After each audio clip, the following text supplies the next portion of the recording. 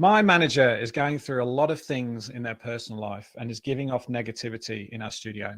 The other day, the person was bagging our boss over the phone within earshot of our junior designer and other people who were also in the studio. The person has also gone into nasty mode with their critiques, for example, calling work portfolio images done years ago amateurish and looking like they were done by a student. Hearing that hurt me a lot because that was done by designers still working in the studio, me included. We got along quite well before, but I've distanced myself from this person because of the negativity and me being used as a sounding board. Not sure what to do because my manager is much older than me. Yeah, I think, Andy, this one speaks to a lot of the tough ones we had before about just how hard this is to change as an individual and just how damaging some of those behaviours are for that sense of psychological safety within the team environment.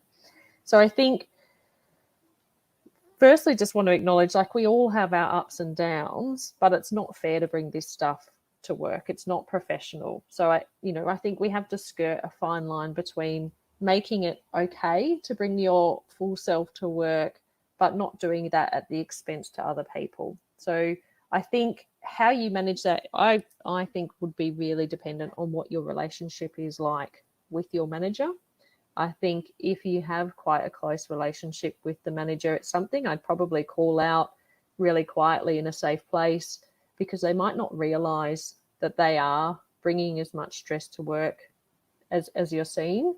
So I think it's a good opportunity to check in to see if they're okay. So it could be a conversation like, hey, I've noticed you've been a bit stressed and snappy lately. Is everything okay?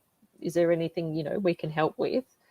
If you're not really close, I think this is, again, something worth raising with appropriate people in your workplace. One, because of the impact it's having on the team and the morale, but two, because it sounds like this person actually is going through a pretty stressful time and they might actually need some support as well. So I think, really tricky power dynamics though, because you've got someone who's not only in a position of power, but someone who's not particularly happy either. Yeah. Nikki?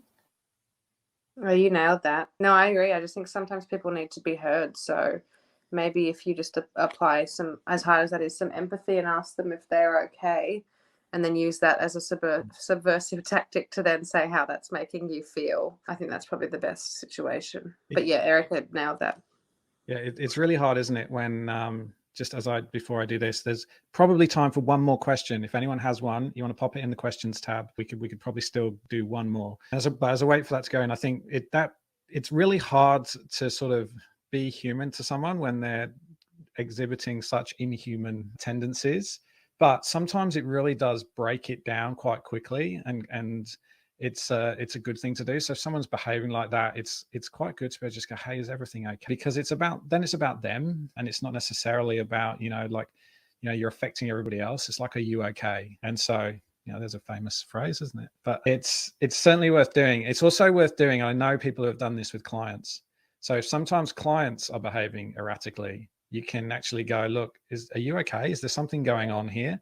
Because you really do want to kind of understand that, actually, this might not be them. This might be a whole bunch of other pressures that's going on for them. So